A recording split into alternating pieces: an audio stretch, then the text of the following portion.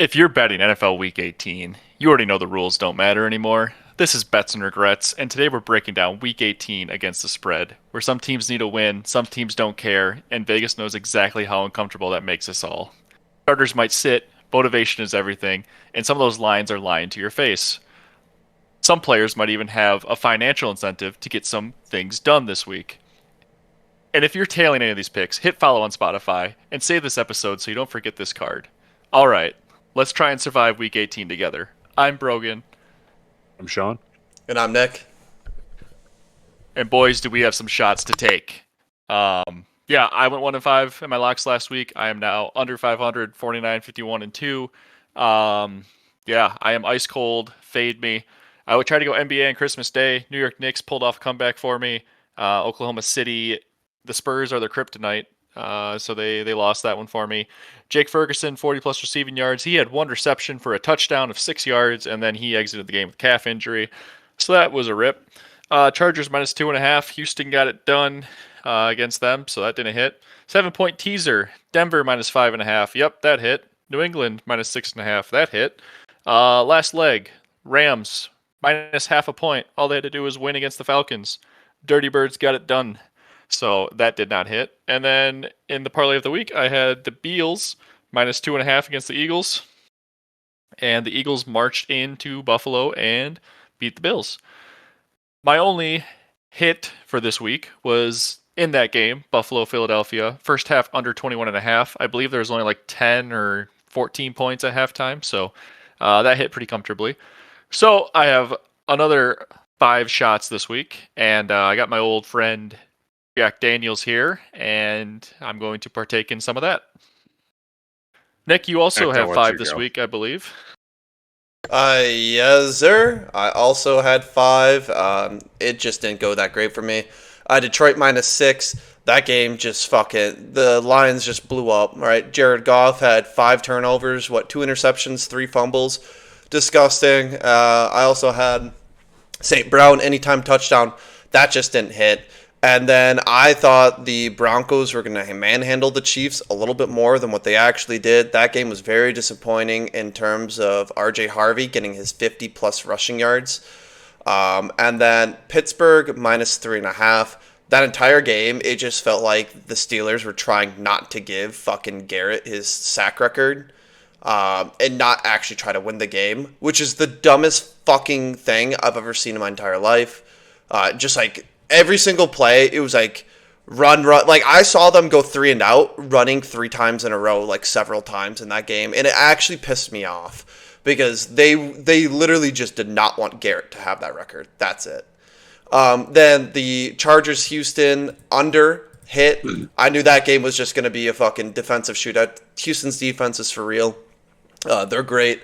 And I just didn't believe in the Chargers that much, and obviously that hit, which was awesome. That was at 39.5, and the score ended up being 32-12. So hit with like a touchdown of a little bit of a buffer, and then I doubled down on R.J. Harvey, 50-plus rushing yards. So I have 5 shots, going back to vodka, washing her down with Diet Cherry Coke. Ooh, that's fun. I'll go up next. I went 3-3. I really do need to just stop betting full parlays. At least last week wasn't good for me. Maybe this week will be turn the tides in my favor a little bit. But did not last week. Louisville took care of business in their bowl game. UNLV did not. Some would say they didn't even bother showing up. Next one, Detroit minus 6. That one didn't hit. Jared Goff sucks. That's all I'm going to say on that one, like Nick and Brogan talked about earlier. Packers-Ravens under 40.5. That one didn't hit. I really thought 2 backup quarterbacks, it was going to be an ugly like 20-14 game or something like that with a lot of run plays. And the run plays were there, but unfortunately the Packers' inability to stop it just did not do much for that. And the Ravens ended up covering that number all by themselves as they beat the shit out of the Packers. Fortunately, I did have some hitters, though. Derrick Henry, over 75.5 rushing yards. This was damn near hit by the end of the first quarter. The Packers were unable to stop that man. He was able to do whatever he wanted, and had a 4-touchdown night as a result. So that was awesome if you're a Packer fan. Next one was a 13-point teaser of Denver plus 1.5, Bengals plus 6 points, Pats -5 or -0.5, and then Rams plus 4.5. The first three got home super convincing. Rams were down 21-0 or 21-3 at the half on Monday night in Atlanta against the Falcons. And fortunately, they came all the way back to lose by a field goal, which I'm pumped about because I was sweating that for the majority of the game. And then my parlay of the week was New Orleans -2.5. And boy, oh boy, was that a roller coaster of a game. Definitely a fun one to watch. So I got 3 shots. More Old Smoky Tennessee Moonshine. We will get up to a above 500 day one of these weeks here. But I got 3 shots. Here we go. Well, yeah, hopping back in here. Overall, with locks this week, I've gone back-to-back 1 in 5 weeks, so I'm at 49, 51, and 2. Sean is 48 and 54, and Nick is 44 and 55. It's been a rough end of the season here for us. I feel like, well, looking back, our stats department, nobody has gone above 500 in locks since Nick did at the beginning of December at 5 and 1. So last few weeks here have been. Well, I take that back. Nick went 4 and 2 a couple weeks or last week. Yeah, I had Never a mind. couple of solid weeks. Stats department is drunk already, so that's good. Yeah, it should be a great one. Talking about a great one, week 17 kind of delivered. It was a pretty exciting one. On Christmas Day, we had 3 games. Cowboys beat the Commanders in a pretty boring game. I mean, it was a fine game, but like kind of what everybody expected. Spread was 6.5 for the Cowboys, and they won by 7 on the road. Maybe something interesting on Christmas Day: the Lions went into Minnesota and got beat, decimated their playoff chances. Jared Goff had an all-time terrible game. Cost people their fantasy championships or fantasy matchups for sure, as he did for me. But yeah, it's kind of weird for the Lions to be 8-8 this year after their dominating year last year. And there's that clip been going around all week of Dan Campbell after the NFC Championship game last week, like saying that might have been their shot last year. And yeah, obviously disappointing year this year for the Lions, going 8-8 and missing the playoffs. Vikings are 8-8 now, pretty sneaky after their terrible start. There's a chance, obviously, crazy things can happen this final week, week 18. But I believe there is a chance that if the Lions and Vikings win, every team in the NFC North would be over 500. That'd be crazy. So, competitive division, right? And yeah, so Christmas Day was capped off with the Broncos taking care of the Chiefs. Obviously, the Chiefs do not have Patrick Mahomes anymore with his ACL injury. Broncos ended up winning by 7, I believe, on a Knicks passing touchdown. So Broncos didn't really look too great against the depleted Chiefs team, but they still got the win in Arrowhead. No, they play down to their competition. And then on Saturday, we had a couple of games. The Texans went into Los Angeles and beat the Chargers. Texans defense just still looks great. CJ Stroud had a bomb in that game, I believe, too. Yeah, rough run for the Chargers at home. Texans 11-5 have a chance to win the NFC South this week, or AFC South, excuse me. I believe if they win and the Jags lose, they could be AFC South champions, which is pretty crazy, I guess. Well, they could still win the NFC South. Nobody wants to win that one. That's true. That's the division that nobody should win, and I have a lot to say about that one when we get there. Can't wait. The nightcap on Saturday, it was on Peacock. Had to have the cock to watch it. Ravens came into Lambeau and kind of decimated the Packers. Derrick Henry was vintage Derrick Henry. He had like over 200 yards and 4 touchdowns, with 3 of them in the first half. He was running over everybody. A lot of people were questioning last week why they stopped using him, and this week they didn't stop feeding him. I think it was like career high in carries, or like tied for his career high. So good to see King Henry still getting it done. Sucks to see it happen against the Packers. And now the Packers. Right, Malik Willis is a baller. He's going to get paid. Excited to watch him next year, wherever he goes, whether it's like Arizona, Miami. I mean, who knows where he's going to go. Maybe he stays in Green Bay and Jordan Love gets traded. Best case scenario, we get a 3rd round pick out of that. So we traded a 7th rounder for 2 years of quality, serviceable backup quarterback play, and we get a 3rd round pick out of it. Yeah, not a bad deal if you ask me. if you're a Titans fan, which there's probably not that many of them, are you just you're probably not watching that game because it's stuck on Peacock. But are you just punching the air watching that game, watching Malik Willis and Derrick Henry ball out? Like that could have been the Titans. You could have both of them. You could still have Mike Vrabel as your coach with both of them. Like, They're all gone. listen to this. Malik Willis this season, 422 passing yards, 3 touchdowns, a 145.5 passer rating, 123 rushing yards, and 2 rushing touchdowns with 0 interceptions on the season. That's damn. Whatever He's the team gets epitome it. of a quarterback I would love to use in Madden. Uh-huh. No, Yeah. he's a baller. And then moving on to Sunday, Bengals took care of business against the Cardinals. Jamar Chase had 2 touchdowns, I think, in that one, and Burrow had a good game. Not much to say for the Cardinals. They just kind of suck at 3-13. The Browns and Steelers, man, what a grounded out game. Like Nick was talking about with his locks. Yeah, Steelers just really didn't want Myles Garrett to get that sack record, and yeah, I mean they laid an egg, had a chance to clinch the playoffs spot, but we're gonna have a Sunday night matchup between the Steelers and Ravens to determine who's winning the AFC North and who's getting in the playoffs. A part of me wants the Steelers to lose that game, even though I'm an Aaron Rodgers fan, just because fuck you guys for like purposely game planning around Myles Garrett not getting that sack record. I mean, he said that verbatim, right? And like his presser, he's like, yeah, they were more concerned about me than winning the game. I did not see that. I could easily see him saying that. Oh yeah, I thought that's what you were pulling. I was like, all right, no, cool. no. When I was watching that game, I genuinely got upset the entire time. I'm like, dude, this is not the Steelers' offense. I understand that we're missing so many key pieces. You know, they were missing Metcalf, and they were missing what other fucking wide receiver they have. Essentially, they were fucking. I don't know, but they're throwing deep balls to Scotty Miller. I didn't even know he was still in the league. Dude, That name hurts. Kevin King is having Kevin nightmares over King that. covering him. Yeah. Yeah. I'm having nightmares. Yeah. Sleeping on the train tracks. Yeah, I don't know. Just a rough look for the Steelers. I get it's a divisional game. But man, the Browns are 3-12. You're 9-6. Yeah. You have a chance to clinch your playoff spot and clinch your division, and you can't score more than 6 points on offense. Like, Yeah, like Shador didn't help the Browns in any way. They mustered 13 points. You can't get 2 touchdowns. Yeah, they Right. scored 10 of those points in the first quarter. Like, Yeah, come Jalen on. Warren was your leading rusher of the game with 64 yards. Like, what the fuck are we doing? yeah. Moving on, an exciting game that most people weren't tuned into, but I was watching the end of it. that was Saints sick. Titans. That was a game. And dude, Tyler Shuck. I know we've kind of been saying this the last few weeks, but he is a fun guy to watch. I'm excited to see what he can do next year. Obviously, I mean, maybe this year is just like everybody doesn't care about the Saints anymore, so he's just putting up numbers against bad teams.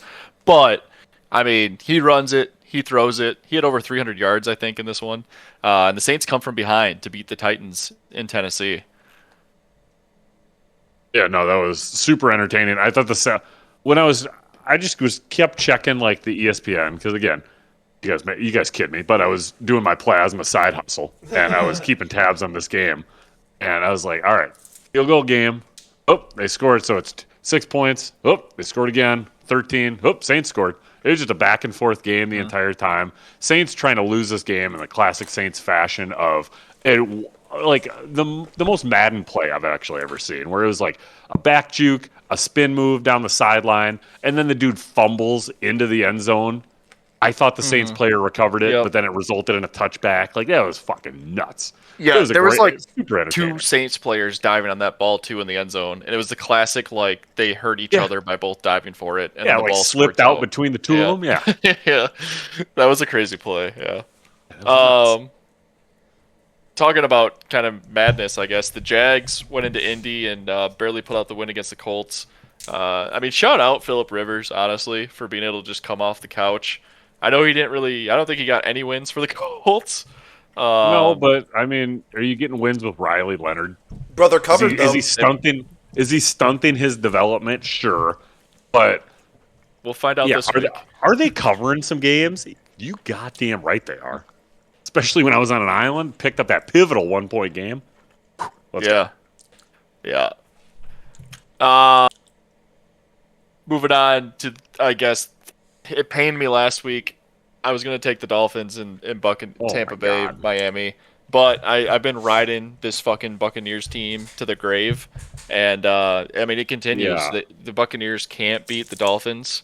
I'm about ready Um, to come on, like just come fly off this wagon. yeah. Well, I gotta get off soon. and the best part is because spoiler alert of Atlanta beating the Rams on Monday night. Now the Buccaneers can beat Carolina this week, and if the Falcons beat the Saints this week, Carolina's still the AFC NFC South champion. Even though they lose to the Buccaneers, they could if they lose to the Buccaneers this week. If the Falcons win, they're the champions. So, Which um, rightfully so. I mean, you could say a lot of things like, oh, they had the Evans injury, which tragically he will not reach 1,000 yards unless he has, what did I see, like 666 yards of offense or whatever receiving yards this week. He will not reach 1,000 yards. Which, if they had multiple overtimes, I'd say maybe, but it's a tragedy. yeah, just a rough look for the Bucks. They look like a pretty solid team early on, and then have Baker just Mayfield, gone MVP. downhill. Yeah, there was times. I mean, he did have a shoulder injury, and I mean, people were talking about it back when he did get hurt. Of like, it might be best to shut Baker down, like keep Baker away from Baker. Hindsight's 2020, obviously, Now, but he's not going to get the MVP, Nick. But the next game though, Yep. yeah. potential MVP candidate Drake May and the Patriots take on He's the Jets. MVP. Take it away, Brogan. Well, yeah. I mean, 5 touchdown passes. Were those all in the first half, or did he have one of those in the second? I think he had Regardless. one I think it was one of those classic Rodgers games where he plays the Bears and he throws for 5 or 6 touchdowns and then they just shut him down the rest of the game. Yeah. Talking about shutting down, though, have you guys seen what came out about Stephon Diggs recently? Yeah, the strangulation in a nightclub. We don't love to see it. I Well, know Cardi. nightclub. Was it a nightclub? What was it? No, it was the fuck. It was. I think it was at his house or somebody's of like his private chef. That ain't great. I mean, allegedly. Okay, not. I know. Allegedly. I was watching the Cardi B video. Of, what do you want me Yeah. to do? He already put a baby in me. You want me to take the baby out? Yeah. I mean, she's in a tough spot, so it ain't great. Allegedly, Stephon Diggs' private chef didn't get paid, so then she confronted Stephon Diggs about getting paid, and allegedly Stephon Diggs responded by strangulating her. So, Dude, you can get that in incentives alone this week. Pay your fucking chef. What are you doing? So anyways, yeah, Patriots rout the Jets. Stephon Diggs may or may not be playing this week / the playoffs, but shout out Drake May for winning the MVP because Matt Stafford also laid an egg. Imploded on Monday. But before we get to Stafford, NFC Not West Hall of Famer. matchup, the Seahawks took it to Carolina, 27-10. This game was actually close in the first half. Oh, it was. And then Seattle pulled away in the second half. But yeah, it was a pretty good game until it wasn't. Part of it was Carolina just pissing down their leg. Like the Right. moment was too big for them. The Giants took out the Raiders in the toilet bowl. So the Raiders are now in position for the top draft pick after that. Classic Giants winning when they shouldn't. Yep. Who could have Yeah. saw this one coming? Right. I think, I saw this like last year they had the chance to get the first overall pick, and then they won It's a like game. the damn near identical thing. The records were almost the same. There was a kick return involved. It was nuts. Yeah. History repeats itself. That's what... It's true. Yep. But they'll tell you. Right. In a crazy game, well, maybe not crazy, but Philadelphia and Buffalo end up at 13-12. That game was fucking sick. It was fun, but Philly took over in the first half, 13-0, and then Buffalo stormed back in the fourth quarter. Buffalo went for 2 to try and win it, and Josh Allen kind of made a bad throw, and Philly snuck out with a win there in Buffalo. Logan, I didn't say congratulations because I believe you also had as many passing yards as Jalen Hurts did in the second half with 0. Did he I really want have to 0? congratulate you on that. I did not I know believe you that. did. Yes. No way. Yes. It was that or it was single digits. It was pathetic. I get it was raining, but come on. What are you doing? That is crazy. I've been told that Jalen Hurts is a top 5 quarterback, though. This could not possibly be true. I don't understand why or how. Like the scheme on that is terrible. You got to at least throw it to AJ Brown or fucking Mm. Devonta. What are you doing? Well, and from one game that had a missed 2-point conversion to another game that had a missed touchdown at the end, Sunday night, the Bears went into San Francisco and almost pulled out a big win against the 49ers. However, they came up short. Uh, I mean, this game was a shootout. Apparently, the 49ers only play shootouts now. They had a shootout against the Colts 2 weeks ago, and then this week they had the shootout Man, against the Bears. this was, in my opinion, the best game of the week. This was so much fun to watch. That was Yeah, a it was the very first- fun game. First I was regular season loving it. game where it was tied at like 7, 14, 21, 28, and 35, I believe. It happened in the playoffs once, they were saying in the broadcast, but first time in the regular season that's happened. And yeah, I mean, Bears had a drive at the end to win it and ultimately couldn't get it done. Luther Burden had a big game for the Bears, I think. Oh, yeah, he did. He was the one that got hurt at the end of the game, Yeah, correct? he was, Like he yeah. had a Yep. part of it. He was like, "Oh, I was tired as hell, whatever." But he was slow to get up, so wonder what kind of implications that injury is going to have if it lingers. But Caleb Williams also, now Nick, are you ready to eat some humble pie yet, or I is will he not a eat good humble quarterback? pie on Caleb No, Williams. I don't blame you because you and Chris Collinsworth are on the same boat. If you'd want to be attached to that boat, but I mean, all winners are attached to that boat because, he's still one game does not show that you're good or not good. It's your consistency over time, which separates but okay players Collins- from great players. And Caleb Williams is an okay player. he was so there were a couple plays in there where Collinsworth pointed out multiple times where he's like, here's a guy, he'll do everything great, but there was at one point it was like I think it might have been third and whatever, and probably down in distance where he was like rolling to his right and there was nobody within a 5-yard radius of the guy. And Williams just overthrows him when he's throwing on the run. I don't know how he can't make that play, but he'll make a lot more challenging throws. But he'll do that over the course of the game. And Yeah. Collinsworth pointed out, usually I don't like his commentary about a lot of things, but that one I figured you'd appreciate a little bit here. Yeah, no, he does. So, I'm a big time Caleb Williams hater, but I genuinely don't think he's that bad of a quarterback. I just hate him because Bears fans are so ready to crown the next fucking king of Chicago, and this guy hasn't even had time to grow as a quarterback, and they're already, if you're had a a tough time since Derrick Rose shred his knee. yeah, if you've seen Well, yeah, and the Bears finally lose a game where they don't come back and win in the fourth quarter. Seems like every other game this year they've pulled the game out in the fourth quarter. Except they this were one. they were on the goal line, and I was like, "There's no way that they don't win this game." And part of me was like, "Good, they're going to win this game. They're going to start resting players against Detroit," and it was either going to be the Packers. The Packers have to go and play Sam Darnold and win, and then beat Caleb Williams and win, and then they're in the NFC Championship. I understand our defense is depleted at the moment, and our run defense can't stop a common cold, but we're going to be okay. It'll be fine. Nick, what do you think? Yeah, Caleb Williams just lacks consistency. Being an objective observer of Caleb Williams, he really lacks consistency, but he has the potential to be able to make those Patrick Mahomes-esque plays where you're like, oh my god, but he's just not there yet. And if he's able to get there and he's able to get more consistent on his throws and on his accuracy, then he's going to be a great quarterback. But if he's not able to become consistent, especially as a pocket passer, he's really going to... Oh, God, I'm dying. He's going to really struggle in the league. I mean, like what you're saying, right, is he's got all the talent to make the insane plays. It's just I loved him when he was at SC.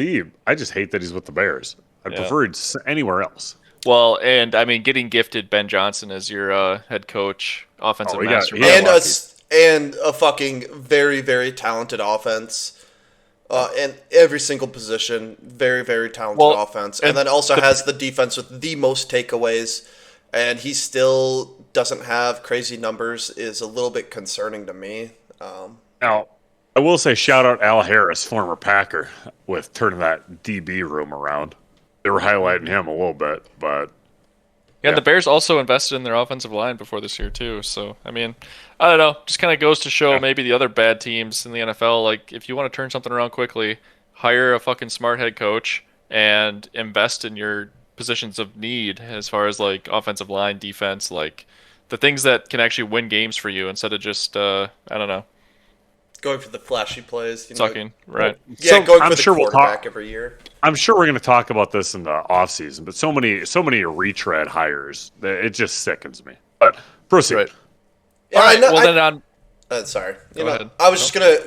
I never understood why like teams would hire like old head coaches that just were dog shit and whatever. Like fucking Matt Patricia was just dog shit. Except he keeps getting jobs because he worked with Bill Belichick. I never understood those, but okay. That's, Well, Well, pretty he real. keeps a pencil in his ear too. He must be smart. yeah, sure.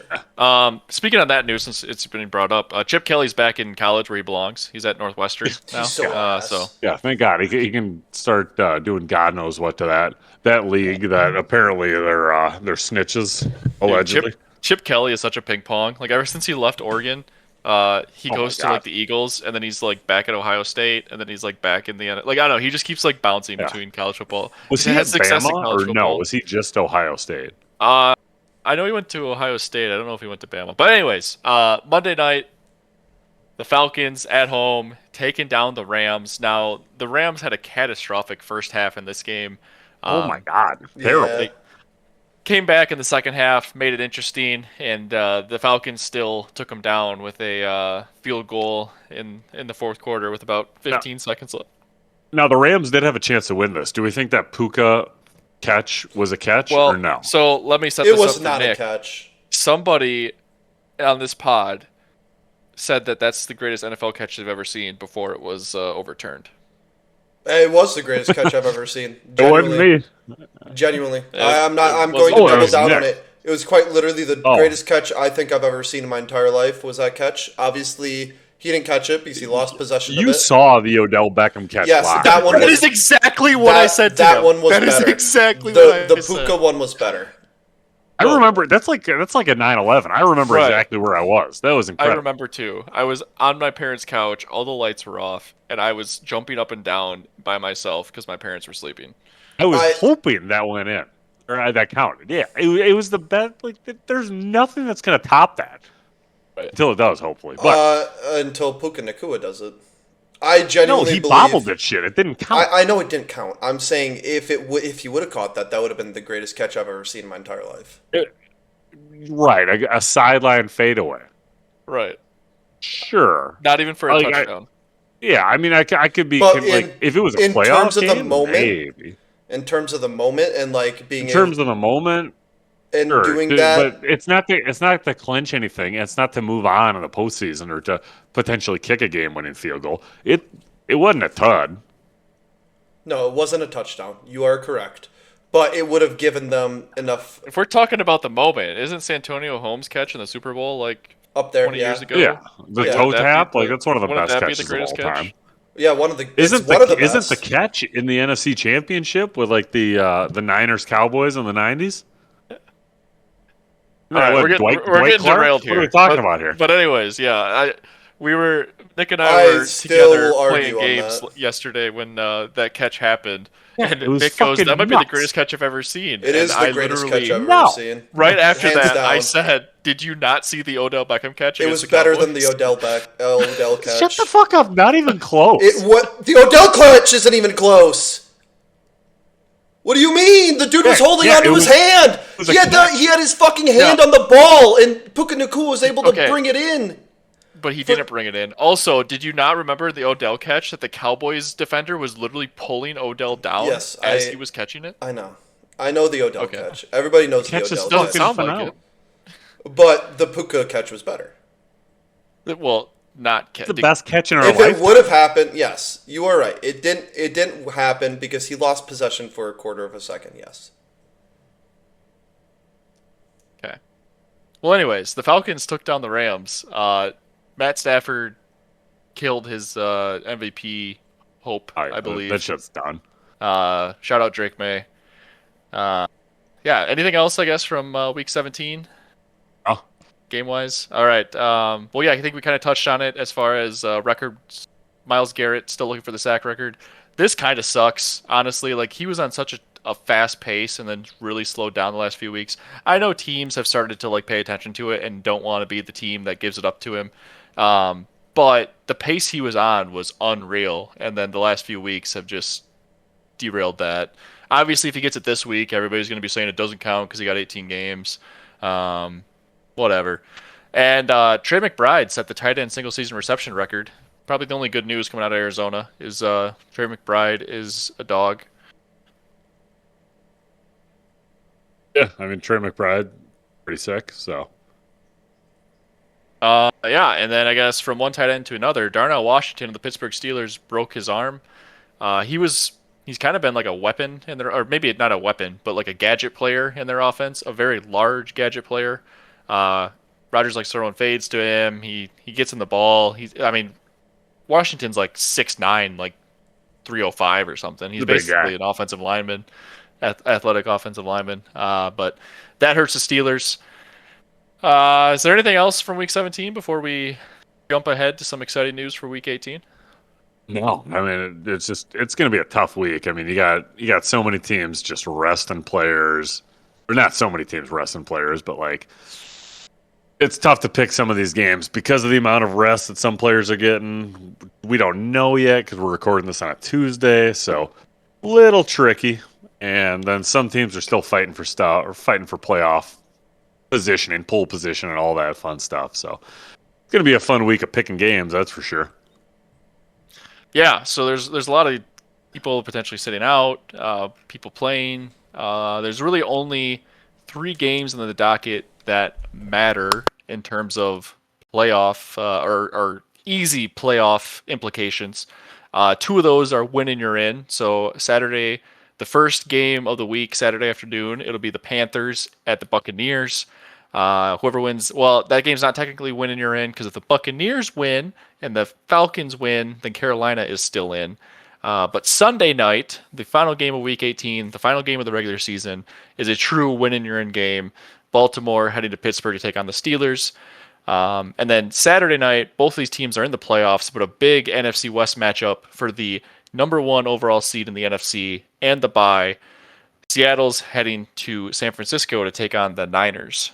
So those are the 3 games that have, I guess, direct implications based off of the teams in them.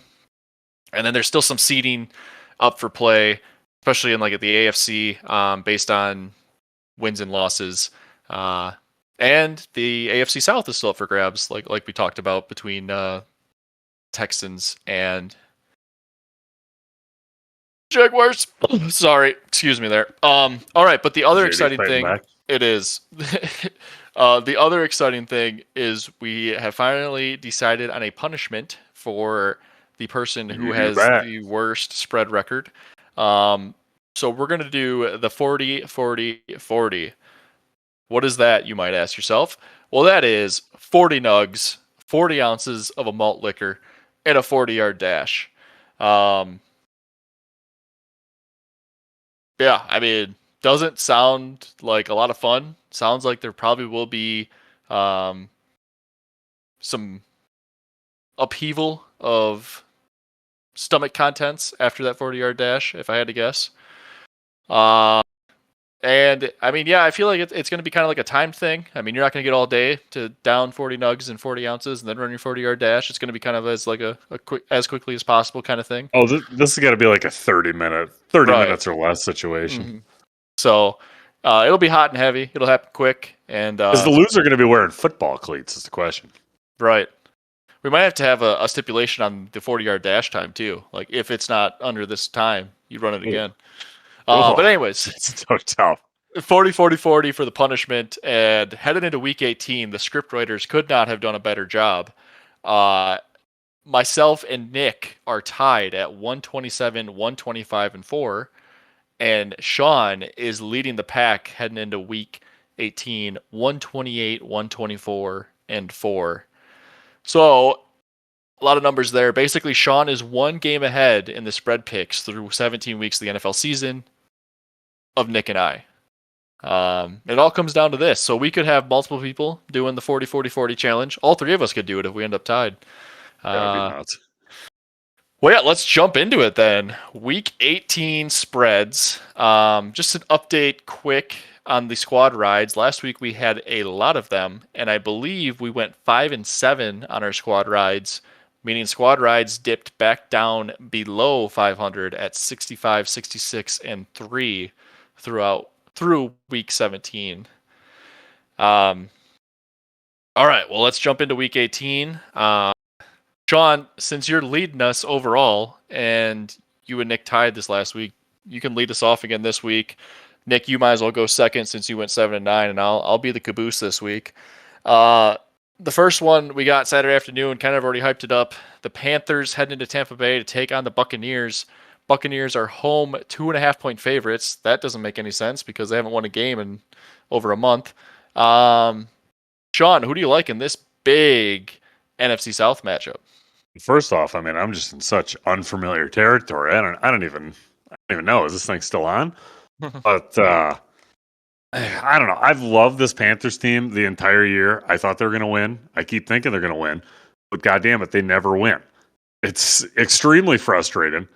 And Carolina's kind of been like in every other game. I liked what I saw from 2 weeks ago. I did not like what I saw from them last week.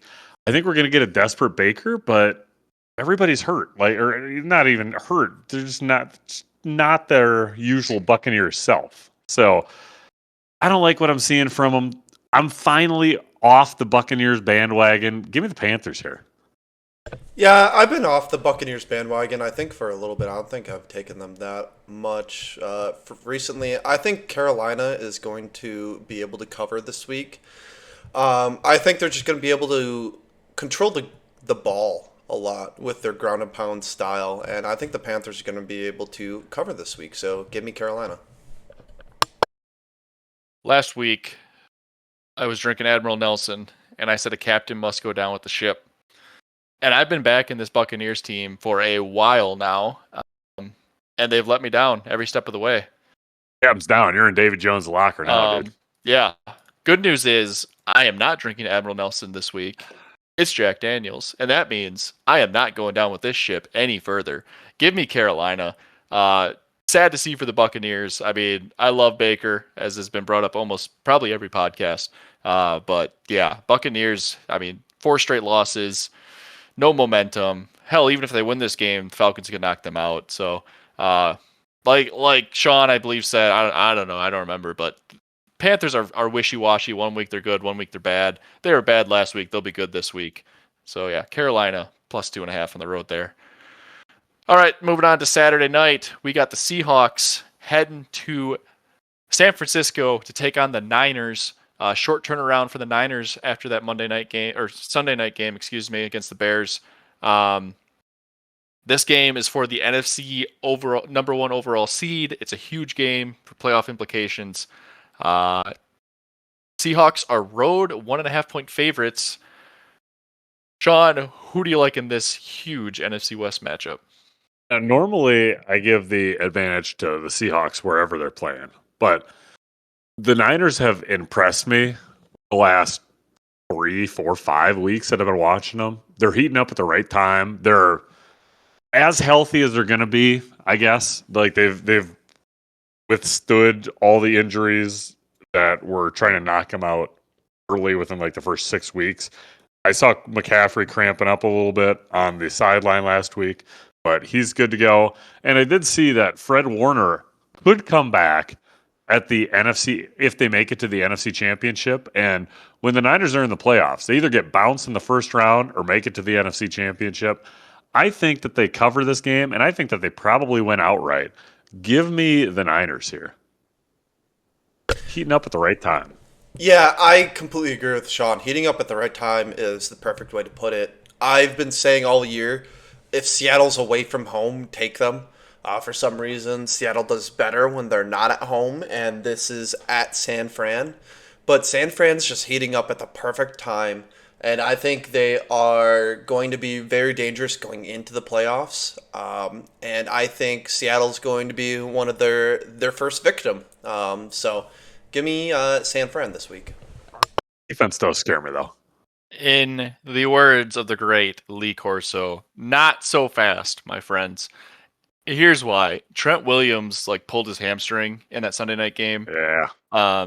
And I don't see him playing this. I'm not an injury expert. I haven't seen anything, but you don't want to throw him out there and then have it potentially get worse and then be out of the playoffs. So I'm guessing Trent Williams not going to play. That should allow the Seahawks to hopefully get after Brock Purdy. I mean, this game should be great. I don't think it's going to be. I would expect this to be another shootout game for the Niners like they've had the last couple of weeks. One thing I love to do, if you listen to this pod, which nobody does, but looking at who these teams have beat, last 3 weeks, who have the Niners beat? Well, 3 weeks ago, they beat Cam Ward and the Titans. Week before that was a shootout against Phillip Rivers and the Colts, and then last week was crying Caleb Williams and the Bears. 2 first-round picks and a Hall of Famer. Not exactly world beaters. So, I don't know. You could do the same thing with the Seahawks, though. They barely beat Phillip Rivers in his first game. And then they went into overtime against the Rams and then beat Carolina last week. I'm going to go Seattle here. I'm going to zag. I like the Seahawks to win this game. Seems like the Seahawks are kind of the team of destiny this year, at least in the regular season. So I'll take the Seahawks in this one. Moving on to just a game that is probably going to be filled with backups everywhere. Packers heading to Minnesota to take on the Vikings. Minnesota is home 6.5 point favorites, almost a whole touchdown for the Vikings. Could be Malik Willis for the Packers potentially, or it could be Clayton Tune. Yeah, Sean, who do you like in this matchup? So I was scrambling to see the depth chart, and yeah, Malik Willis is still questionable, and if he does play, to what extent until he's banged up again? He's gone out the last 2 games with a shoulder injury, and if it's that severe, if you're Malik Willis, you're looking at getting a bag next year for whatever team. We'll talk about that more in the offseason, but could be the Ravens, could be another fun team, could be the Colts, who knows? But are you really willing to risk that? And then who Brogan said a fucking cartoon character and Clayton Tune going against he's not a rookie, right? No, not a rookie. Yeah. He's been in the league a little bit, but he's going up against would be his probable first start against a Brian Flores led defense. Get the fuck out of here. You would make them so uncomfortable. We showed that we were unable to stop Derrick Henry and the Ravens' rushing attack. I assume that's all that the Vikings are going to be doing because 9 ain't playing. So who's the Vikings quarterback again? It was oh god damn it, I forget his name. Max Brosmer. Yeah, Brosmer fucking stinks. Platoon stinks. This would be a game that I should have bet the under on, which still could, but it's not going to be even close. Give me the Vikings here. No, we're not playing anybody for the Packers.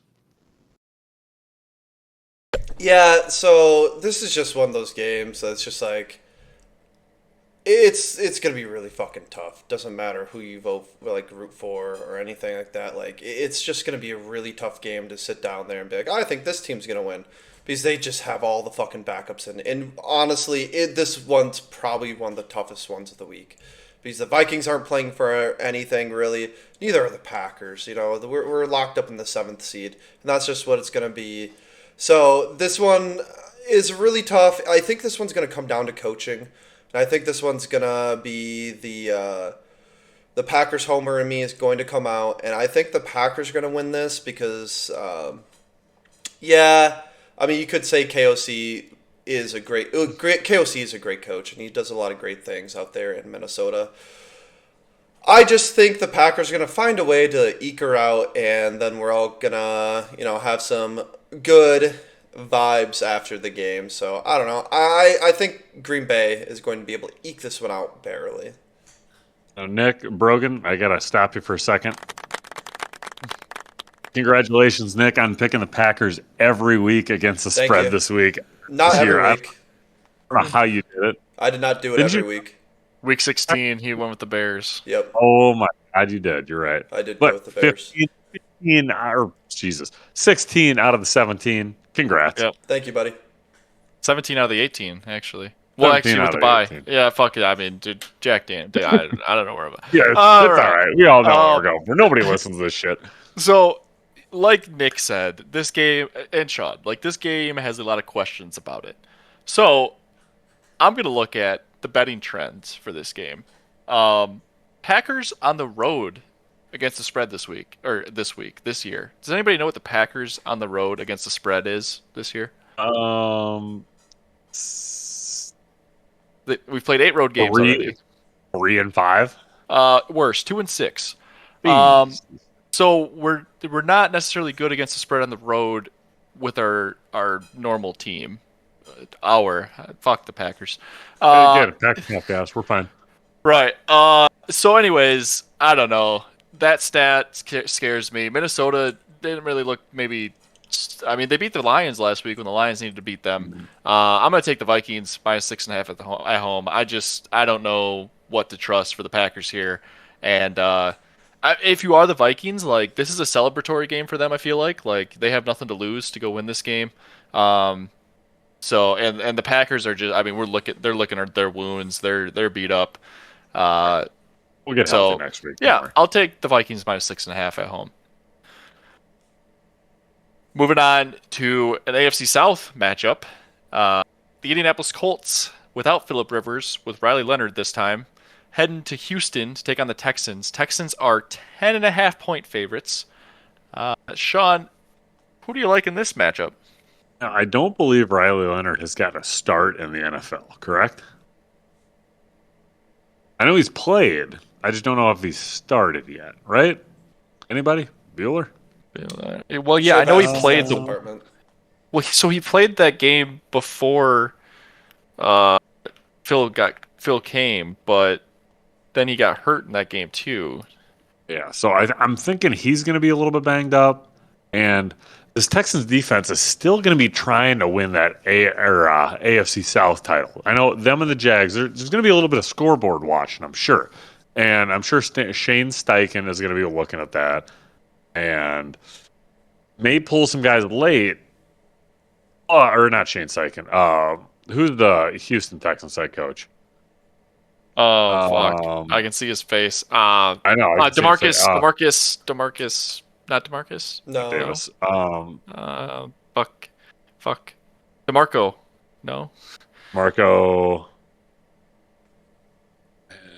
I mean, this is riveting stuff. D'Amico Ryan. Boy. D'Amico. God damn it. There we go. God damn it. Close enough. But yeah, D'Amico Ryan's probably going to be doing a little bit of scoreboard watching, as I would imagine one would. And once they're out of contention, they're going to be right around that like 11, 12 wins. So between hypothetically like the Houston Texans, San Diego, where are they now? LA Chargers and the Buffalo Bills. It's a tough out for some like the wild card teams. I don't know what the hell is going to go on. I don't know necessarily what the jockeying for position is going to look like. I don't know what seed you would necessarily want against who you would want to play, but I think that they still get it done. I'm just taking the trend of the team with a really good defense going against a true rookie first start against the spread. So give me the Houston Texans. Yeah, so the thing that's turning me off to this is the large spread, and the Texans' offense isn't that potent. I doubt the Colts are going to want to run Jonathan Taylor into the ground this week, so they're probably going to be pretty light on that. So they're probably not. I think this is going to be a very low-scoring affair for both teams, which is really turning me off to that 10.5-point spread. So I'm going to go with the Colts, not thinking that they're going to win. I think they're going to be right at that 10-point mark. They're going to lose by 10 points. And they're going to cover. And it's going to be a great time for everybody who goes for the Colts. So give me Colts. Yeah, I am along the thinking Nick is here of going Colts plus 10.5. That hook there is what sells me. And here's why. The under in Texans games this season hit 11-5 so far. This line is only set at 39.5. I mean, it's not too high of a total. So long story short, if the Texans aren't going to be scoring that many points, if there's not that many points in the game, 10.5, to win by 10.5 points is a lot. Now, Riley Leonard getting his first career start is a little bit scary. However, like Sean also pointed out, I'm concerned more so that Jacksonville gets up like 31-0 over Tennessee at halftime, and then Houston sees that and sits everybody in the second half. It's a risk we're willing to play. Right. I don't know. I'm going to take the Colts plus 10.5 here, but yeah, I don't know. This is a tough one for me to pick. Another one that's tough for me to pick, Cleveland, after that big win against the Steelers, heading to Cincinnati to take on the Bengals. Bengals are home 7.5-point favorites. They've been rolling recently. Sean, why are you taking the Bengals in this matchup? I mean, Myles Garrett's going to get his sack against a bad Bengals O-line. But Bengals play great when they have nothing to play for. So give me the Bengals here. Yeah, this is going to be another one where I'm following up on the Bengals. Cincinnati just looks good on offense. I doubt, Joe Burrow's going to want to get hurt and all that, but Shador did not look that great last week. He's up and down. 10 of his whatever fucking points came in the first quarter, which isn't a lot. Cincy can hang points on you. If you can't keep up points with Cincy, you're going to get fucking buried. So give me Joe Burrow here. Yeah, and tagging on of that Joe Burr stat by Nick there, or maybe not stat, but not being able to keep up. Coming into this week, I'm just loving these against the spread stats at the end of the year. The Browns are 1-7 ATS on the road this season, so I don't see it becoming 2-7. I'll take the Bengals as well, -7.5. All right, the other big game in the AFC South that was kind of highlighted earlier, the Titans with Cam Ward heading to Jacksonville to Duval to take on the Jaguars. Jags are favored by 12.5. Highest line of the week, tied for the highest line of the week. Sean, are you jagging off in this, or is 12.5 too much for the Jags to cover? Last week was a wake-up call for the Jags against, again, everybody's seen it. Just a pesky Phillip Rivers-led Colts. And with a win here, they'd clench up the AFC South, which I think they're going to do. They could pull starters like Brogan alluded to if they get up a lot in the second half, so look for that. But I think 2 scores will be plenty against a Cam Ward-led offense. And, I mean, if you're up 28-7, you're going to be all right. Give me the Colts, or give me the Jesus. Ooh. Neither option. Give me the Jags.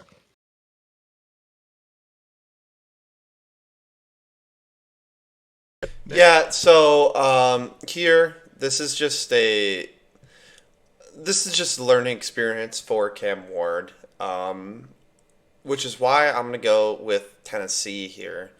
12.5 is a lot. The Jags, they've been doing very, very well, and I think Tennessee's really just going to want to go out there, put their best face forward, try and get Cam Ward some more experience, try and get him his feet underneath of him.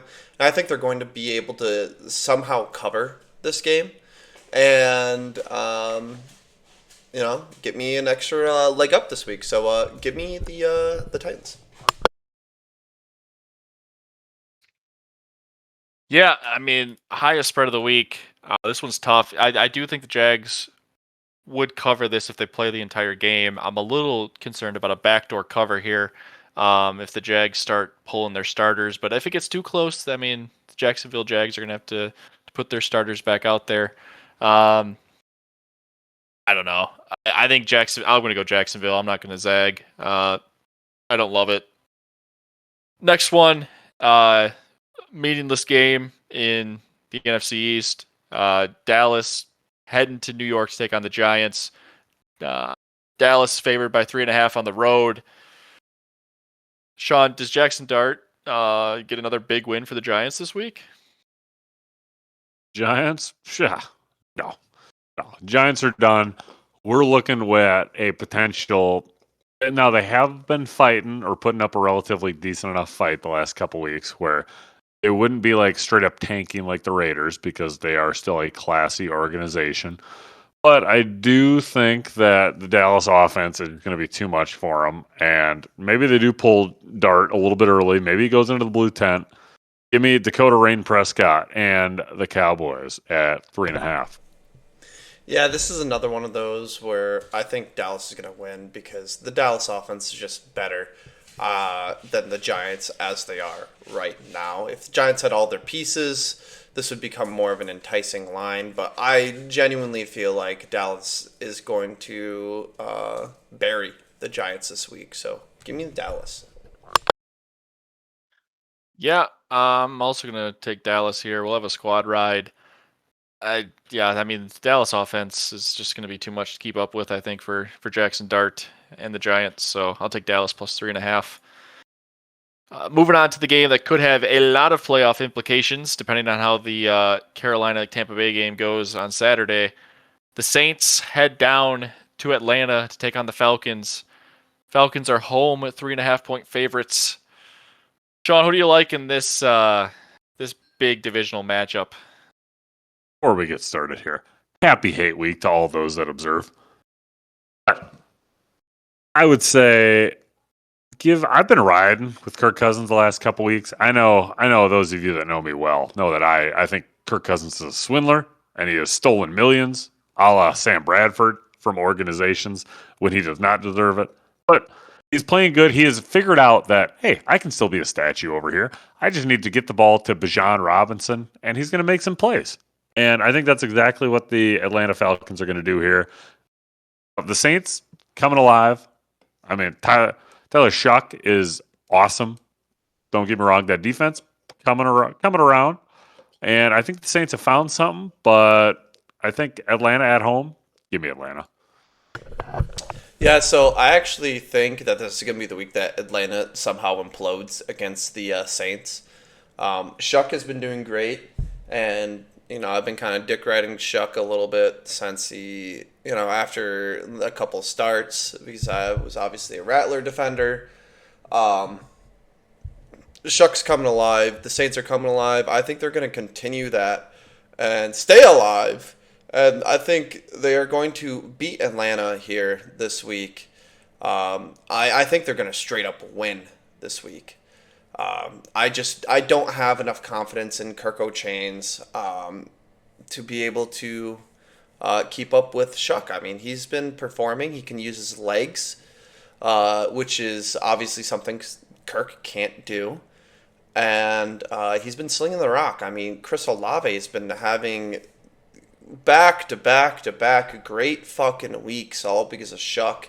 Somebody's finally using Olave like they should have if he, can stay off the concussion list. But yeah, I don't know. I feel like this is a really great week for the Saints to come out there and show that they have their QB of the future. So give me Nolans. Yeah, I'm also going to actually back New Orleans in this one. I think the Falcons are due for a letdown here. They had that big win Monday night, so they have a short week anyways for this one. The Saints have looked different the last few weeks, like Nick was kind of saying. One thing that flew over my head until our stats department just handed it to me here while Nick was talking. I totally forgot Raheem Morris was the Rams defensive coordinator before he took the job in Atlanta.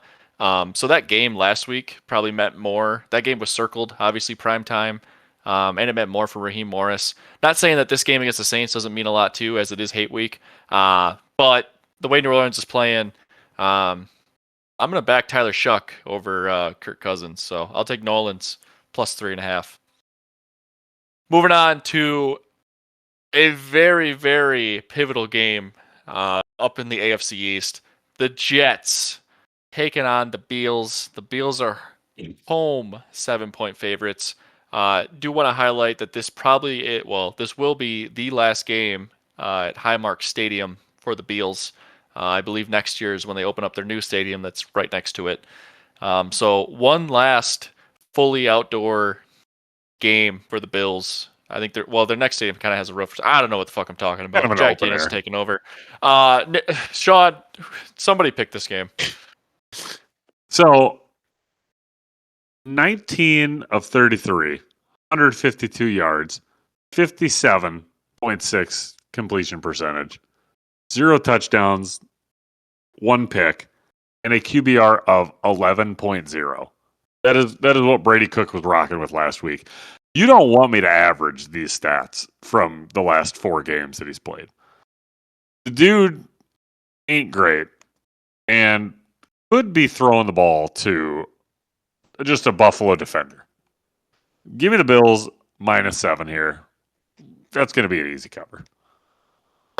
Yeah, nothing really to add here. Jets dumpster fire. Bills have Superman back there. Give me the Bills. Do the Jets get an interception this year? Is the bigger question. God, I hope not. I hope not either. Yeah, I'll take the under in that as well, and I will also take the Bills -7. I'm honestly shocked this line's not like 9.5 or even 10. Yeah, I don't know. Moving on to the other AFC East matchup this week, the Dolphins are heading up to New England to take on the MVP Drake May. This game matters for the Patriots because depending on how all the games shake out, I think the Patriots could still get the 1 seed, right? So, big game for New England. Who do you guys like in this one? Now, I do think that Drake May is going to want to show out, going to want to get the whatever, get his flowers and everything. But if they're up that much, I think that Vrabel's going to pull them, and because Denver doesn't play until the afternoon, I believe, so they're going to want to be in a comfortable position where they're going to win the game, and I think they're going to win the game because it's a 10.5 point spread. But I could see them winning by like 4, 5, 6, maybe, to a pesky Miami team. I don't know. They could hang around a little bit. At the end of the day, give me the Dolphins here. Yeah, they could win by like 6 or 7. Yeah. So here, Dolphins. Drake May kind of has MV Pizzle all locked up, in my humble opinion. Which means if Matthew Stafford retired today, he wouldn't be a Hall of Famer. New England's defense just isn't that great. And if they are going to be sitting people on offense, obviously they're going to be without Diggs and whatnot. It's going to be like... we don't know that yet. Yeah, well, okay. If they are going to be without Diggs, if they give them some sort of team suspension or whatever the fuck they do out there, the spread's going to get even tighter. I like it at 10.5. I feel very comfortable with taking Miami at 10.5. So it just... Ewers had the offense looking solid last week, and I hope that they're able to do it again against an even worse defense. So give me Miami. Yeah, here's a fun tidbit that I found for this one. The Dolphins are 9-1 ATS in their last 10 games against the Patriots. So yeah, I'll take the Dolphins plus 10.5 here. Don't really have a whole lot else to say. Moving on to another game with a very high spread. Sean kind of alluded to it. The Broncos hosting the Chargers. Broncos are home 12.5 point favorites. Sean, that's a lot of points. Are you going to back Bo Nix and the Broncos? Now, like I was saying in the pre-show, Denver plays down to their competition. I know they are not Chargers are not playing the boy Justin Herbert and possibly other not soft benchings, but just straight up just resting for the playoffs because they already clinched it and everything. But I like I couldn't even name you the Chiefs quarterback. Do you guys know who, as I was teasing earlier in the pre-show, the quarterback is for the Chargers? I have a guess. All right, we'll say it on the count of 3. 1, 2, 3. Taylor Heineke. Oh no, Heineke is with the Commanders. So wrong. Heineke is with the Commanders coming up, but we got a Trey Lance showcase game against the Broncos where, hell, he might pull some shit out. They could win. Do I see that happening? No. But I think that the cover is very much in play here. 13 points, way too much. Give me the Chargers. Yeah, 13 points is, a lot. I'm not a Trey Lance believer, believe it or not. So I'm not going to go with Trey Lance here. I'm going to go with Denver. I don't know. I know that's a lot of points, but I just don't think the Chargers are going to be scoring a lot. I mean, their offense kind of struggled last week, and I feel like they're going to struggle again this week. Yeah, I don't know. This week just doesn't spell Chargers cover. So, give me Denver. I felt so confident in Taylor Heineke still being the backup for the Chargers. I totally forgot Trey Lance is still in the league. I mean, I don't know. I'm still gonna back the Chargers here though. 12.5 seems like a lot. Denver doesn't. Denver seems very similar to the Packers, like Sean said, of playing down to their competition. Not even that. Like I don't know. I could be wrong here. I just feel like Denver doesn't normally blow teams out. So because of that, I don't know. Chargers are still a decent football team, even without Herbert. I'll take the Chargers plus 12.5. All right, moving on to a game that could have meant something but means nothing. The Lions taking on the Bears. Bears are home 3-point favorites. I'll be honest, I don't even know who's playing in this game, who's not playing. Sean,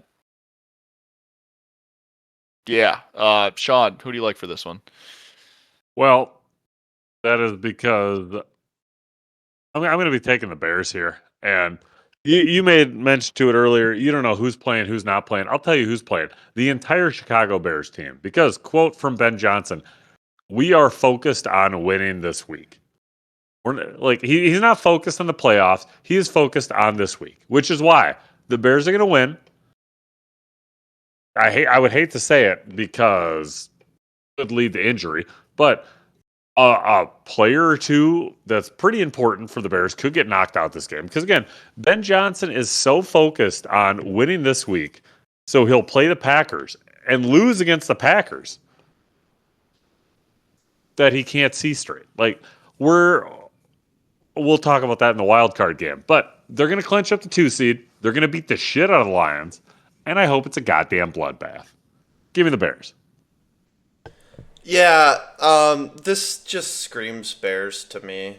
All around Chicago, Detroit's just been a fucking dumpster fire. I would love to see the Bears lose this one, but I don't think they're going I wouldn't. to. I don't want to go to Philly. Yeah, I don't know. Even Philly's having their issues. I mean, Stop 'em. I think They just beat the Bills in Buffalo. I think the I think the beat 'em at Packers home. are. I think the Packers are dead in the playoffs this year, anyways. So I don't know. I'm gonna go with Chicago here. Detroit's just imploded on themselves. They kind of showed how important coordinators are to a team by acquiring Ben Johnson and making him the head coach. And Ben Johnson's done a great job with Chicago, turning I don't know, one of the worst first round draft picks of all time into being a bottom 10 quarterback in the league. So I think they're going to be able to barely eke this one out as long as they can get the ground game going. So give me Chirac here.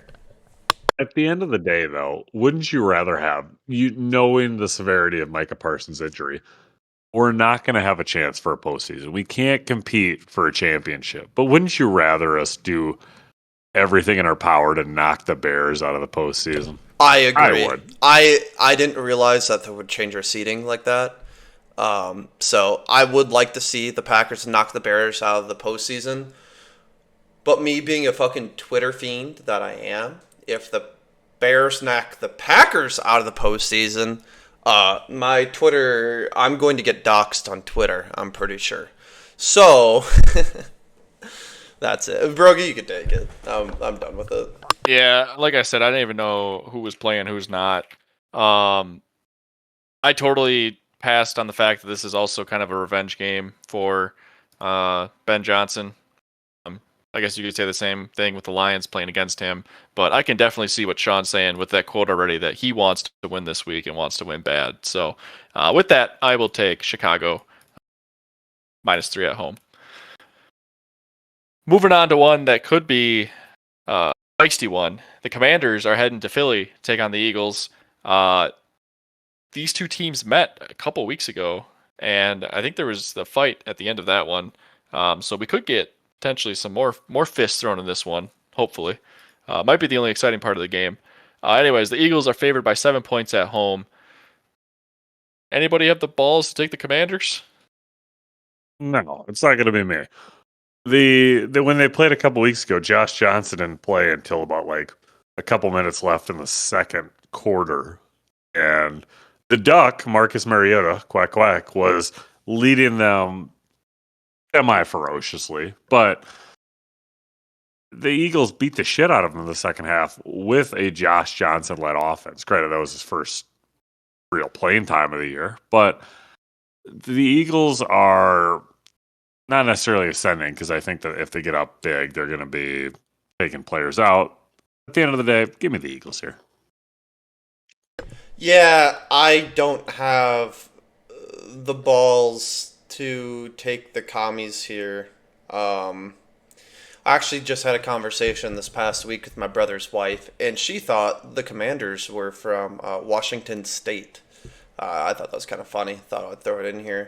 I used to think that when I was a child. And you know what? I was like, I don't blame Fair you. enough. I'm like, I don't I blame get you. it. Yeah, like I was like, I don't blame you. Like they should call them the DC Commanders. I don't know why they go with Washington, but whatever. Complete detour. Give me Philly. Yeah. I don't have anything to say here besides Philly.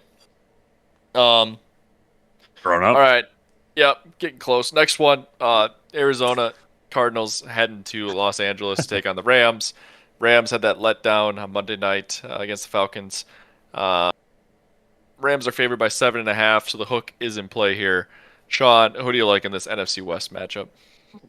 The Rams here. I just think that they're going to be off of multiple losses in a row. I think they're going to be hungry for a victory and to solidify that 5 seed.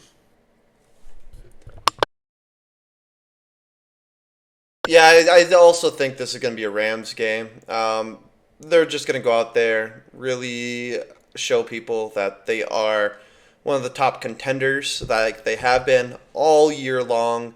They're going to go out there, kind of show them, like, we're going to right the ship a little bit. And the fucking Cardinals are just dog shit, too.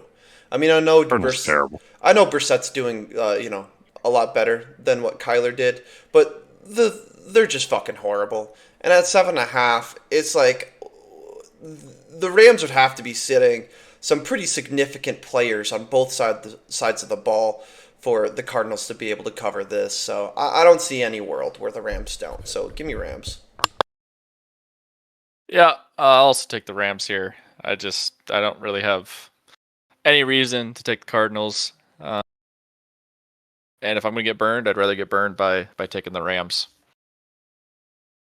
Next game, kind of a toilet bowl of this. I mean, just bad. The Chiefs with nobody healthy, heading down to Vegas to take on the Raiders. The Raiders have no interest in winning anything, as they showed last week against the Giants, and then shutting down Max Crosby. Chiefs are 5.5-point road favorites. Sean, why are you taking the Chiefs? I mean, the biggest reason is the Raiders are terrible. They're blatantly trying to just tank for the number 1 pick, and if it is Mendoza, awesome. If not, I hope that they get a fucking boatload and try and make them competitive for a decade or two. Like the Raiders are just terrible. Give me the Chiefs and their 3rd string quarterback. The Raiders are obviously actively trying to tank. So I'm not going to be trying to bet on a team that's trying to tank. So yeah, give me the Chiefs. Yeah, same reasoning. I'll take the Chiefs as well. All right, moving on to potentially one of the best games of the week, biggest games of the week, most implications of the week. The Ravens, after the big win in Green Bay, are heading on the road again in Week 18 to take on Pittsburgh Steelers and Aaron Rodgers.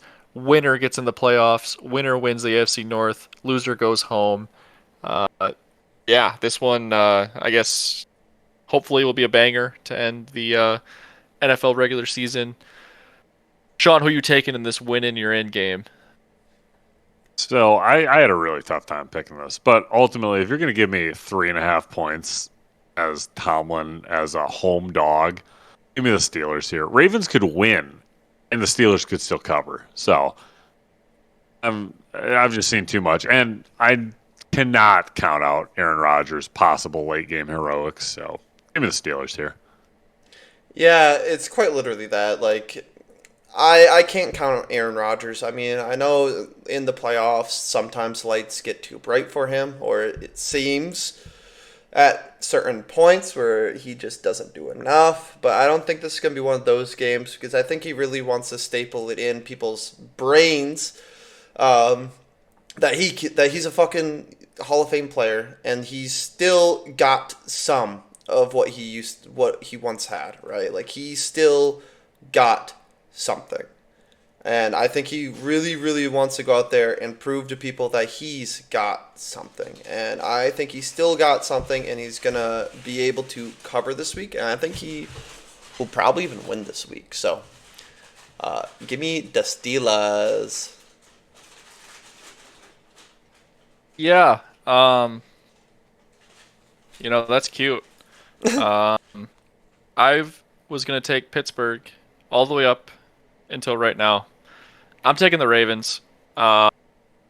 Listen, I don't really have anything else to say besides the Ravens have looked good the last 3 weeks. Granted, 4 weeks ago, the Steelers did lose to the Ravens. Or sorry, the Ravens did lose to the Steelers outright. However, the Ravens shut out Cincinnati at Cincinnati. They barely lost to New England with Tyler Huntley in the second half of that game. And then they came into Lambeau, and Derrick Henry ran all over the Packers. Steelers, I mean, I don't know. I want it for Rodgers, but I just feel like Baltimore's kind of going to pull it out, and it might not be close if the Steelers can't do anything on offense. So I'm going to take Baltimore. Also, I just didn't want to have 5 squad rides to finish out. So I'm zagging. I'm going with the Ravens. All right. Well, squad ride, by the way, we're what is it? 64 and 65. 65 and 66 and 3 pushes. So, yeah. How's it feel, boys? We have now picked every spread for the 2025-2026 NFL season. I feel elated. Yeah, I mean, can't wait to do it for years to come. I told Brogan off stream at the beginning when I was like super hot. I was like, yeah, I'm going to be coming back down to earth here like very shortly. I started off this season like ridiculously positive for a little bit and then came crashing down in the following weeks, which I knew was going to happen because of the law of averages. But it sucks to be back down here with you peons. Yeah. We're all still above 500 though, so there's something to say about that. Yeah, Vegas ain't got nothing on us, baby. Well, I mean, it does because technically we're like 50-some, and you need to be, 62 or 63% to get a profit with the VIG and everything, but it's all right. Don't have a model yet. We will have a model next year. Well, yeah, I mean, it's been a pleasure. Can't wait to see who's doing the 40-40-40. Hell, it might be all 3 of us. Wouldn't that be something? No, you've gone rogue too many times, dude. You're getting could have done you in. All right, well, let's move on to everybody's favorite segment, dogs. We did have a dog that was barking last week. Sean had the Saints defensive special teams anytime Tud hit. Chase Young ripped it out of Cam Young's hands, and they ran it back for a touchdown. Unfortunately, Hawaii didn't cover 4.5 in that Hawaii Bowl. However, that game was crazy. Great game. Yeah, I'm Hawaii so glad back. somebody else loved it. I ruined it for my future sister-in-law. I found out the next day because as one does on Christmas Eve, when the only thing that my brother and I can bet on is Cameroon soccer and the Hawaii Bowl. I was talking about the Hawaii Bowl all day, and I found out that She was saying, if I never hear about the Hawaii Bowl again, I'm better off. So might have ruined that for her, but it's okay. It's all right. We'll get her back Yeah. next year. That game is what bowl season's about. Oh, California my God. got out to a big lead in that one, and then Hawaii came back and won it. There was fists thrown at the end of that game too. It just means more in Hawaii. It's awesome. So yeah, unfortunately Hawaii didn't cover the spread, but they did win outright. Then the Lakers let Sean down on Christmas Day, as well as the Lions defense let Nick down for his dog. Rip. I took the last 2 weeks off from dogs because I just didn't have any, and I'm a pussy. So I'm coming back with 2 for this week, and I'm going for 2 anytime touchdown scores. One on Saturday, one on Sunday. So on Saturday, Sean Tucker, anytime touchdown score, plus 210. He's been getting a lot of the goal line carries for the Buccaneers. Bucky Irving and the owners have been punching the air all season, especially with his injury problems. But then Sean Tucker was getting touchdowns even when Bucky Irving came back. So plus 210 there in a game that the Buccaneers need to have. I like that. And then my one for Sunday, Riley Leonard, anytime touchdown, plus 450 for the Colts. For those of you who don't know Riley Leonard's college story, he started at Duke and then went to Notre Dame, led Notre Dame to the national championship where they lost to Ohio State. However, he had over 900 yards rushing and 17 touchdowns for Notre Dame that year. So Riley Leonard uses his legs. He runs the ball. I think Nick said earlier, right, like we're not sure how much they're going to want to run Jonathan Taylor this game. So I love, I guess, Riley Leonard scampering in for a touchdown. It might be an absolute garbage time, but plus 450 seems like there's a lot of juice to squeeze there. I like it. Nick or Sean, do you guys have any dogs that you like this week? Nick, you got anything? As of right now, I have Houston Texans defense / special teams anytime touchdown. That's all I got, baby. Kind of hedging my bet on the Colts. That's the only way the game gets out of hand. So give me a Houston Texans anytime touchdown for defense. That's plus 475 currently on DraftKings. Yeet. All right, Sean. What dogs do you like this week? Well, I would have liked to ridden the dart train for a couple touchdowns. I do love that Riley Leonard prop because if any of you college football heads watched that the first drive of Notre Dame versus I forget who won Ohio State last year in the national championship, Riley Leonard was throwing up on the sideline because he put the team on his back and had multiple scrimmage yards throughout that first drive. But give me Texas Tech money line. Essentially, not at home, but they're the higher seed against Notre Dame. I know it's kind of a pick. I'm at plus 110, but Oregon. And yeah, I think that they're going to beat Oregon. Yeah, ideally, it's not close, but we'll see. And then next one, Panthers money line at plus 120. I think that's going to happen. And then let's see here.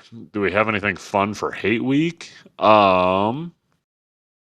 Give me a Taysom Hill anytime plus 270.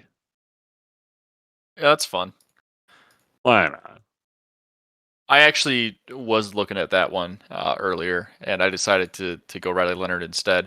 Riley Leonard's actually plus 500 currently on the green one, so better than the plus 450 that I was touting a little bit ago. Nice. All right, well, shall we move on to the locks for the final NFL regular season week? Yeah, you mind if I go first? Okay, Go please. for it. I don't know. I'd love to see yours. Let's see it. Right. Locks, I'm going to go with Baker Mayfield plus 15 rushing yards. That's at minus 139 right now. This is Careful, I can bite you in the ass. one of those games I think Baker Mayfield's really going to put his heart, body, and soul on the line like he does because he's just that type of guy. And I think this is a must-win game for them, and he's going to do everything in his power to help them win. So plus 15 rushing yards is a lock. Saints spread, love it. I just love that. everything about that. I don't know. I'm eating that game up as a shuck fucking sucker, you know? Like, I love that. Give me the You Saints just spread love this the week. Saints Dude, You love the Saints quarterback dude, depth chart. genuinely. Loved him when he was Shao and loves him when he's Shuck. Yep, literally. I've been here for the whole evolution of this guy. And then next one, the Kansas City Las Vegas under 36.5. Give me that. It's the battle of the fucking. Las Vegas is tanking. Chiefs have their third string in. Fuck, dude. I'd be surprised if the game gets over 20 points total. Genuinely. So I'm going to be actively rooting for whoever the fucking backup is. dude, it's just not going to be a good fucking game. That game's going to be horrible to watch. So give me the under for that. And then ChatGPT and I were doing some research, as one does. Keenan Allen has some incentives coming up. He only needs 35 more 30 something more receiving yards for him to hit like a $500,000 bonus or some shit. So whatever Keenan Allen's reception prop is, I want that. It's not out yet because we are recording this on Tuesday.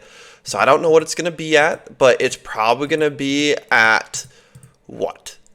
2.5, I think. Maybe. Huh?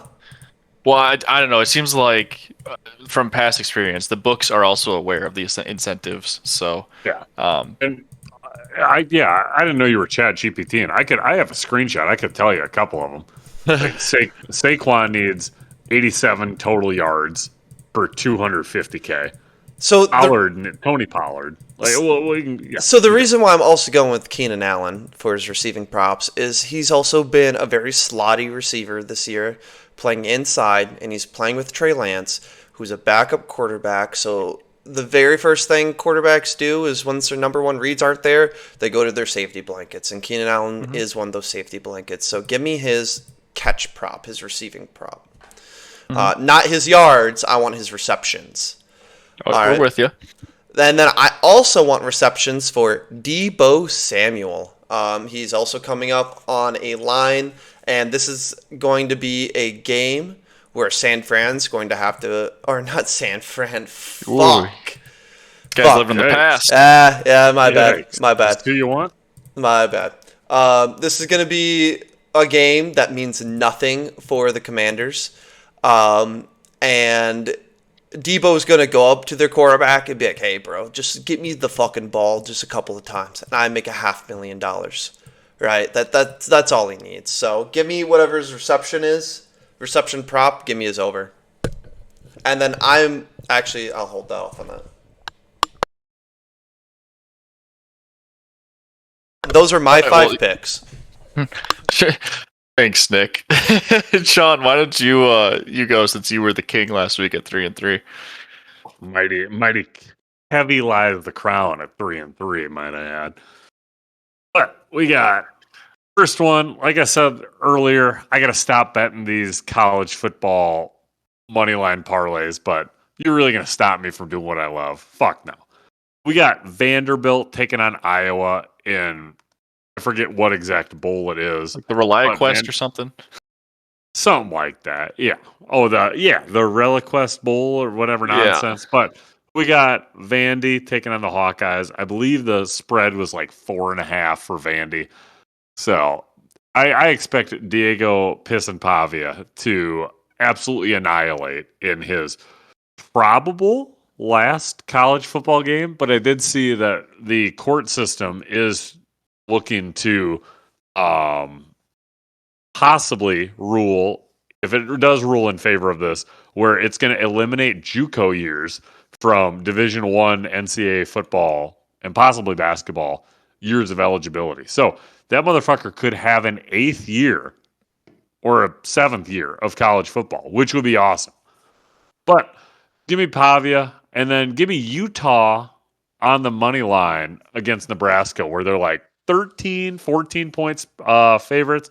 I know the head coach left to go to Michigan, as one probably should, but Nebraska's not good. Matt Rule's a fine head coach. Nebraska ain't great, and I think that Utah's going to get that done. You parlay those together, that's minus 119 on the money line. And on the next one, I got a nice little Big Ten parlay of Indiana getting it done, just straight up money line against Alabama, and Ohio State getting it done against who are they playing against? They're playing Miami. That's why you can't remember. The Hurricanes. Yeah, Carson Beck. Yeah, no fucking way. So give me that at minus 130. Next one, give me the Bengals minus 7.5 against the Browns. Again, when the Bengals get eliminated from the playoff contention, that's when they're most dangerous. So give me that. Give me that. And then the next one, I thought it was just straight up 3. It turns out it's 3.5. Give me Steelers plus 3.5 at home against the Ravens. Give me Mike Tomlin as a home dog. Get the fuck out of here. And the last one is Texans minus 10.5 against the Colts. I think they're just going to blow them out. I'll save the parlay of the week. Brogan, on to you. Alrighty. Well, I felt inspired by Sean with all of his college football moneyline parlays that I should do a couple as well. So my first one, it's copycat league out here. I do want to say I had this one down, though, before I knew Sean was also running it. Ohio State, Indiana moneyline parlay. Big Ten runs college football now. What else do I have to say? They're both going to get it done. Second one is another moneyline parlay. Now, this is for all the people that just got pissed off by me saying that the Big Ten runs college football. We're going to give the SEC some love, too. Texas, Georgia moneyline parlay, minus 112. Texas is playing Michigan. Obviously, we've gone over the Michigan saga that's happened. Texas has had a few opt-outs for this bowl game, but I don't know. I think Texas is going to roll Michigan. And then Georgia plays Ole Miss. Ole Miss lost their head coach as well, Lane Kiffin, who went to LSU. The Dogs are in the Sugar Bowl. I mean, who's not taking the Dogs in that one? So yeah, anyways, Texas, Georgia, money line for the SEC, minus 112. And one last college football bet. Sean put it as his dog. Fuck that. I'm locking it. Texas Tech money line plus 110 against the Oregon. Listen, Texas Tech is running on oil money right now, and they're doing a damn good job of it. They're a wagon. They could, I think, in my opinion, potentially go all the way this year. They got a real fun offense and a good defense as well. So plus 110 on the money line against Oregon. Back to the NFL. Emeka Egbuka, 25 plus receiving yards. This one is a little scary because Egbuka has cooled down after his great start to the season. However, in a game where the Buccaneers need to win, Egbuka is that guy in the slot, potentially, that he could get this in one catch. I think he's hit this 2 out of the last 3 games. I don't know. This is the lock that I probably feel the worst about, but I still believe in Egbuka to get it done. And then my final lock is going to be the Bills, minus 7 over the Jets. I've said it every week, I think, on this podcast that the Bills have been at home, but death taxes Josh Allen at home. It's the final game for the Bills in Highmark Stadium. They're going to go out there, they're going to trounce the Jets, and they're going to win by more than a touchdown.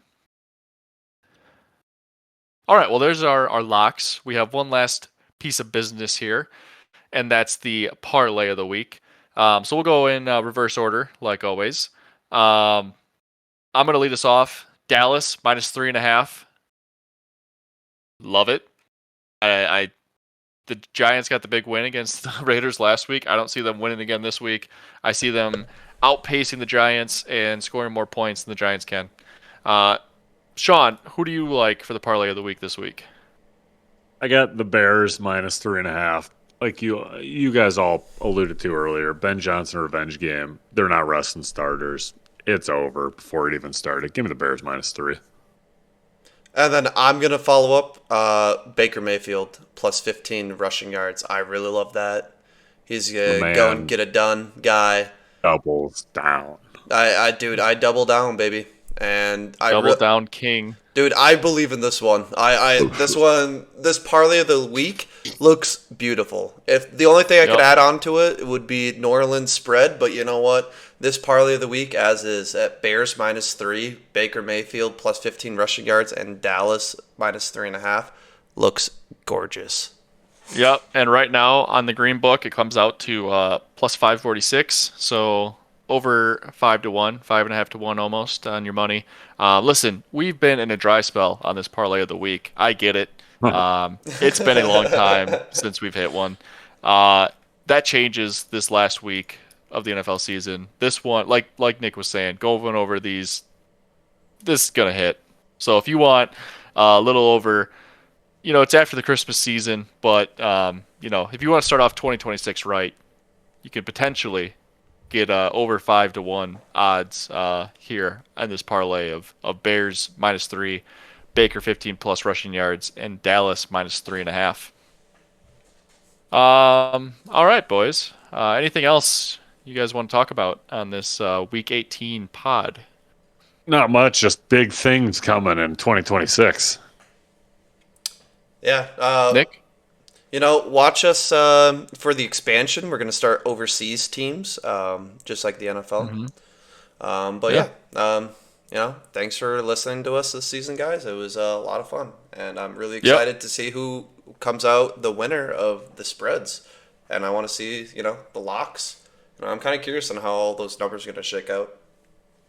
Yeah, well, keep tuning in because we will be back for the NFL playoffs as well. Obviously, there will be less games to cover on that, but maybe we'll start talking more about basketball, see if we can get our resident basketball expert to join the pod at all.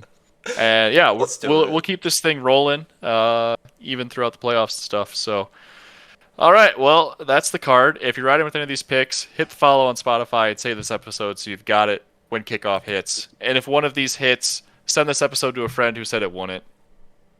We'll be back next week. Bets now, regrets later. See ya. See ya. Bye-bye.